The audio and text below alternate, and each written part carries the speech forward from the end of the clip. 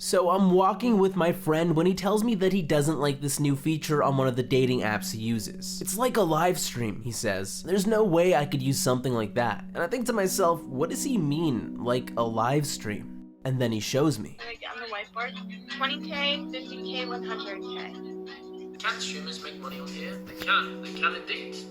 Obviously, I was instantly blown away by how similar it was to Twitch, except on a dating app. The content, the chat, their version of bits. I mean, they even have streamers asking for donations. Immediately, I think to myself, wow, for a dating app to be trying something like this is kind of a testament to just how successful and influential Twitch has become. It's such a wild concept that this even exists, and yet it's one of the many byproducts of the industry that's blossomed around Twitch, an industry that has majorly influenced Western culture as we know it. If this dating app is proof of anything, it's that the influence of Twitch reaches far beyond what we see on the surface, most directly affecting the worlds of gaming, popular culture, and our economy. I want to look at a unique example from each of these areas, including a deeper dive into this strange new dating app feature. And the best place to begin would be where Twitch itself began. So let's start by looking at how Twitch changed the world of gaming.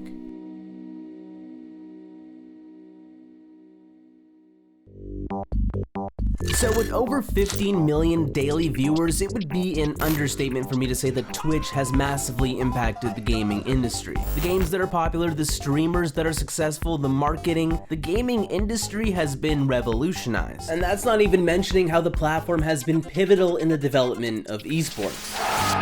Today, there are game developers who heavily consider Twitch viewership in their design process. Games that have been made because of Twitch popularity and entire genres that thrive off of being in the Twitch limelight, which has led to two very important questions. What will viewers like to watch, and what will streamers like to play? Thanks to Twitch, the feedback that a game gets online has mattered more than ever. A good streamer can bring life into a game just by enjoying it. We've seen that in the past with how Summit1G popularized Sea of Thieves. And more recently, we've seen how Mizkif and Mitch Jones brought a level of interest to Mario 64 speedrunning that the game hadn't seen since 2012. So suffice to say, Twitch can very much make or break a game. But while that's interesting in and of itself, there's something that happened in 2020 that has never happened before. For the first time ever, the game that soared to the top of Twitch, ahead of all the action-packed and high-concept multiplayer titles on the platform, was chess. XQC, regardless Bing, of how retarded bang, no matter how shitty Bing, life gets, your streams bang, being there consistently checkmate. helps me get through the day. XQCL.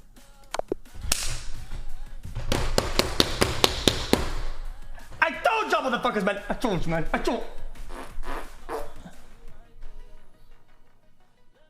Forbes magazine said in May of 2020 that they believe the pandemic caused a spike in chess interest, but I think they were wrong, because I believe that the sudden spike in chess interest came from two Twitch streamers that happened to start streaming together at the beginning of quarantine in America, GM Hikaru and XQC. Hikaru is a chess grandmaster that famously earned that title at the age of 15, making him the youngest grandmaster in America at the time. He's a world-class player that later became known for playing chess online, and at around 30 years old, he began occasionally streaming on Twitch. By 2018, he'd begun growing into a modestly popular channel, and by 2020, he was averaging around 1 to 2K viewers, which made him the most successful streamer playing chess on Twitch by far. But that wasn't enough to propel chess into the Twitch mainstream, because today it only means so much to be a 2K Andy. No, that's where XQC comes in. XQC is one of the biggest personalities on the platform, and he started playing chess in early March of 2020, right around when Hikaru was hitting his stride. Now, you don't usually see popular streamers turning to chess, especially when their audience consists mostly of young teenagers. But XQC didn't care about any of that. He just wanted to play chess. Eventually, eventually XQC's fans took notice of Hikaru's channel because XQC was streaming in the chess section, and the next biggest streamer after him was Hikaru. The boost in viewership that the chess section begun to see, mixed with XQC fans watching Hikaru, led to Hikaru live reacting to XQC playing chess. Over time, this created a synergy of viewership between the two streamers, and eventually that led to them doing a crossover stream, where Hikaru would play chess with XQC and teach him how to be a better player. That's called a wooden shield. It's the wooden shield. Look, bing, no, bing, bang, pow, bing, boom. Quad. That's the wooden shield. It's the wooden shield. It's the wooden shield. These streams were huge, and it became the catalyst for the platform to just become infatuated with chess. Suddenly, big streamers were playing against each other, and a ton of new viewers grew to adore the game. And eventually, the first official PogChamps event was held, an online tournament in which Twitch streamers would compete against each other in chess. Online chess websites saw a massive boom in traffic and new memberships as the game continued to explode on Twitch. The chess community quickly took notice as people began discussing the sudden growth of their favorite game. Articles began recognizing the role of Twitch streams and YouTube videos in the growing attention for chess, and on August 27, 2020, Hikaru became one of the first chess players to ever sign with an esports organization when he was picked up by TSM. One thing that's amazing when you think about it as well is that you know, I'm with TSM. I think Chio is over at CLG. I know Botez has also been approached by various orgs, and just to see how chess has gone from something that I felt was very, very niche on Twitch to something so broad-based that you have organizations interested in us as streamers, as content creators, as chess players. It speaks volumes about how much chess has grown. I think it's fantastic.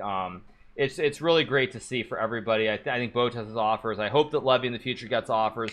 At any rate, it's just been amazing to see the growth of chess. What's so incredible about this happening is that for the first time ever, chess has found its way into the eyes of modern gamers. I can't remember a previous time in my life when chess was able to compete with the popularity of video games. Because of Twitch, new people got into chess that may otherwise never have tried it out. Even the way Twitch is structured helped facilitate how XQC's viewers found Hikaru. But in much the same way, this also never would have happened if it wasn't for the streamers themselves. Because at the end of the day, the popularity of chess was revitalized by Twitch streamers.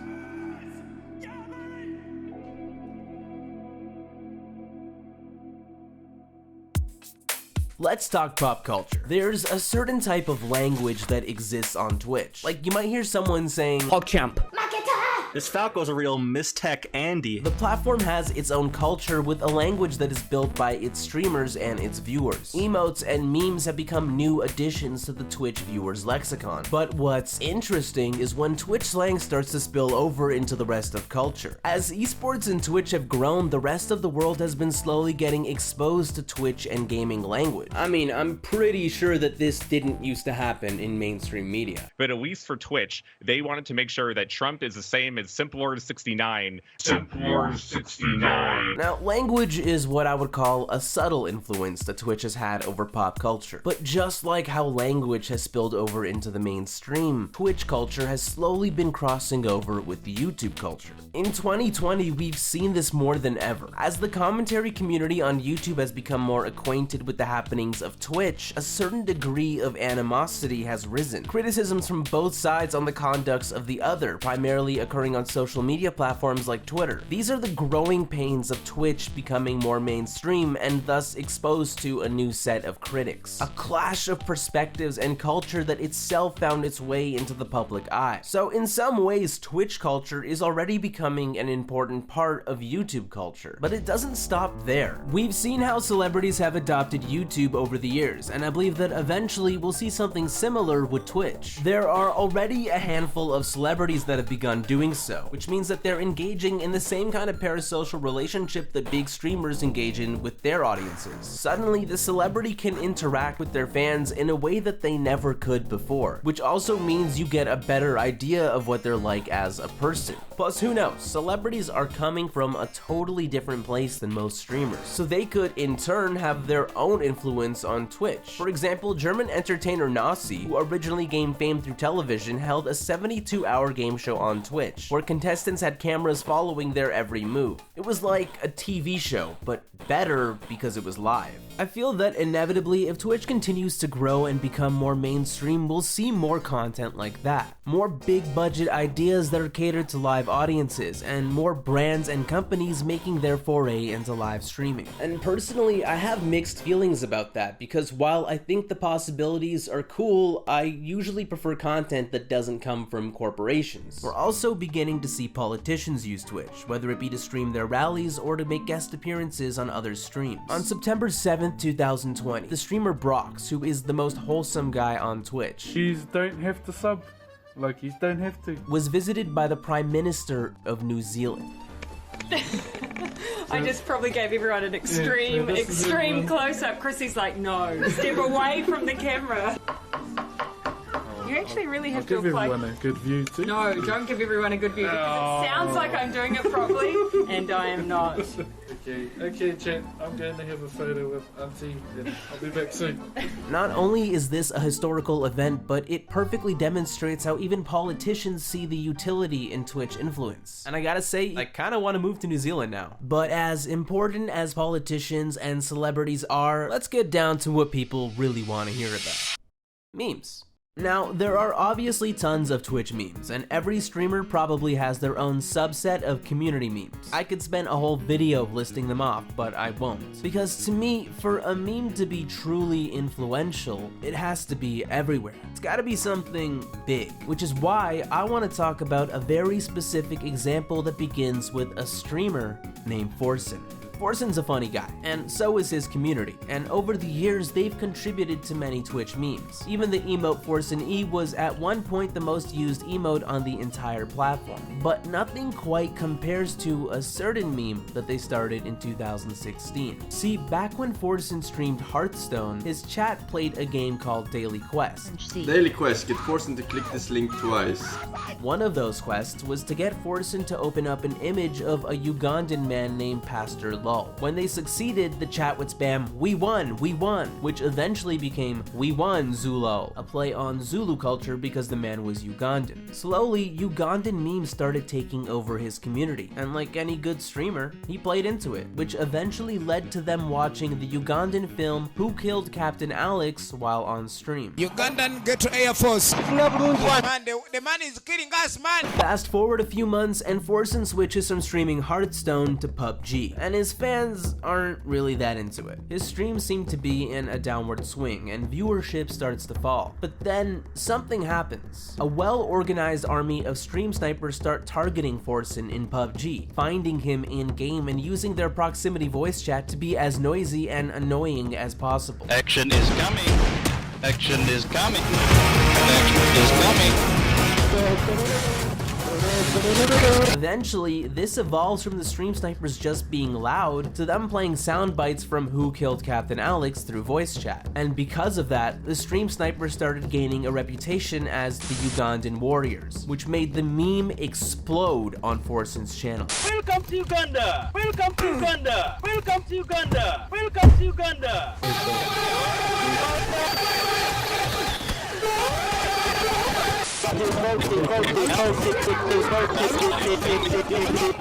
Meanwhile, unrelated to Forsen, the game VR Chat was starting to pop off on Twitch, a game in which you socialize with other people and can make your character look like pretty much anything. For example, one mildly popular avatar at the time was this Sanic-style rendition of Knuckles. As the Ugandan warrior meme grew from Forsen's channel, it eventually spilled into other communities on Twitch, including the VR Chat community. And when those memes crossed over with the Knuckles avatar, the world was introduced to this. I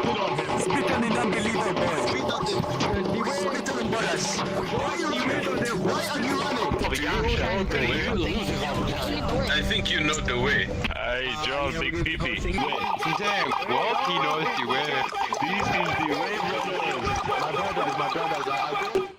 For like an entire month, this meme was everywhere. But the crazy thing is that it only exists because of Forsen and his viewers. His community, through Twitch, left a historical mark on pop culture. For better or for worse, we wouldn't have Ugandan Knuckles if it wasn't for Forsen. And that speaks volumes about the reach that a Twitch streamer can have over large groups of people. A small piece of modern history that was seen by millions of people all stems from one guy and one Twitch channel.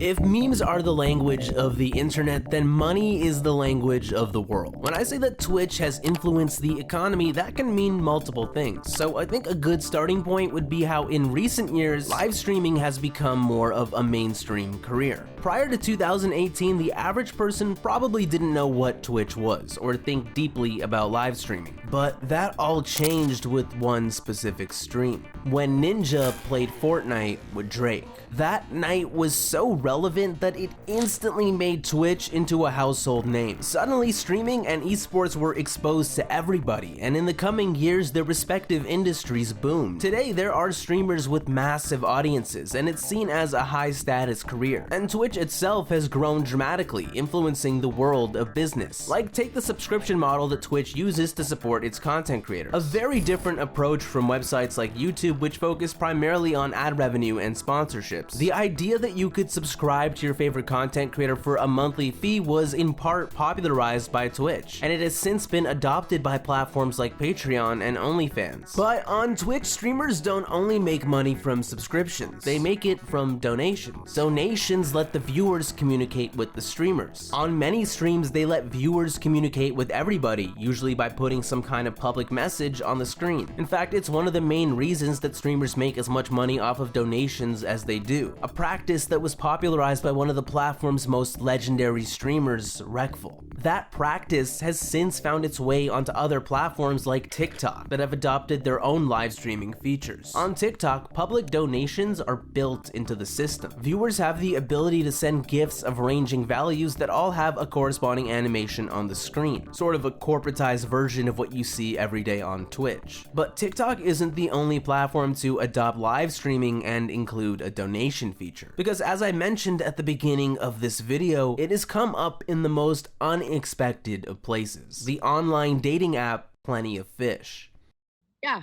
Hey, fly a jet and get charismatic wet. Hello, I'm right here. I've got access to a hose.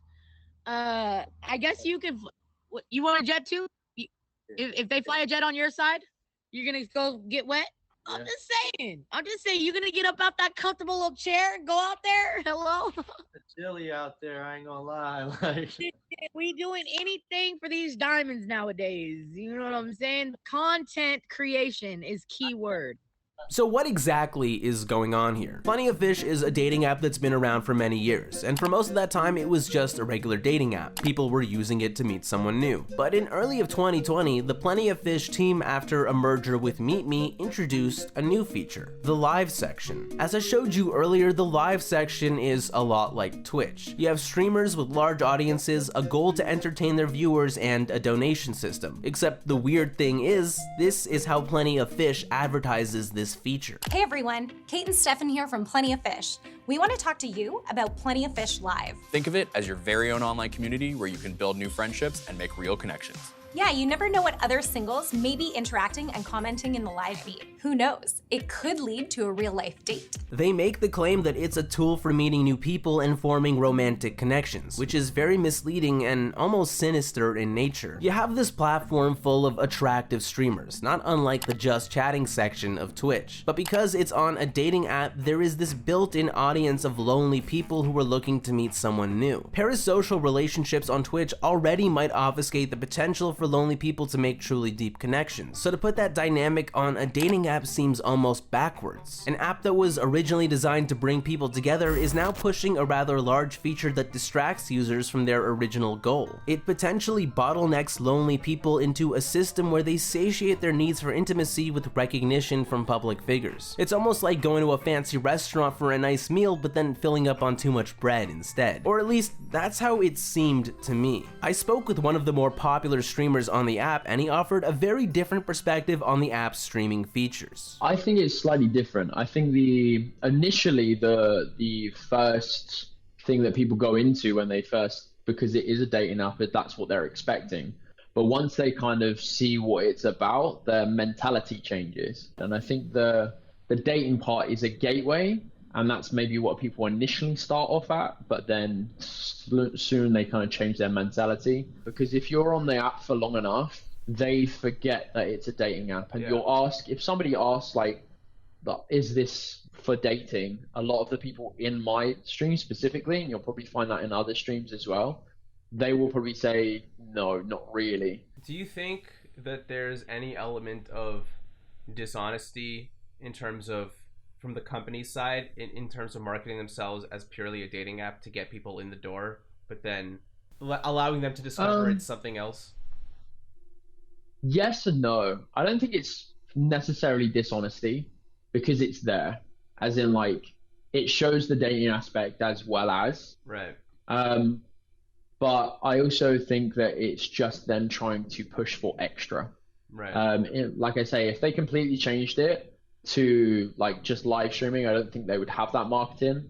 But if they pushed it as, say, dating, and there was no dating aspects on there whatsoever, and it was all streaming, then I think the dishonesty would be there. But the fact that they have both, and you can still connect with people, I think that is just an added bonus, really. So it seems to work out that live streaming on Plenty of Fish is effectively its own separate thing, even though it's built into the app, which is kind of weird and doesn't excuse the false advertising from the company itself, but that's an issue with the company and not the streamers. The community on their platform is perfectly fine and generally positive, which is why so many viewers will buy gifts for their favorite streamers and make the app a lot of money, just like how Twitch viewers will donate to their favorite streamers. It's a business model that has proven itself to work, and for a good reason. If you've been paying attention, then you already know what I'm getting at. With each section that I've discussed, whether it be gaming, pop culture, or the economy, it pretty much always comes down to one thing. Streamers are the reason that Twitch can make or break a game, that Twitch can spread memes on a global level, and that other companies can succeed by copying what Twitch does. It's always come down to the influence of live streamers. And that raises an important question. What happens when a person online becomes so influential? I think that streamers on Twitch are an interesting case because of how strict the platform's rules are. As a Twitch streamer, it's often not a good idea to be discussing controversial topics, and it doesn't help that Twitch as a company has its own political bias thrown into the mix. Now that's definitely true of platforms like YouTube as well, but Twitch is more strict and is more willing to ban users for off-platform behavior, which could be a good thing because obviously you don't want someone influencing an audience with objectively negative ideals. However, it also means that Twitch might not want its streamers influencing their audiences in a way that they decided is not okay. And that can be problematic because not everything is black and white. So who is to say what is okay and what isn't on gray area issues? How do these rules affect a Twitch streamer's influence? It also seems that more often than not, content creators who become popular are regarded as having a good moral compass or a healthy dose of common sense. And maybe that's because part of their influence is the wisdom and guidance they impart on their viewers. Many wholesome and valuable moments exist because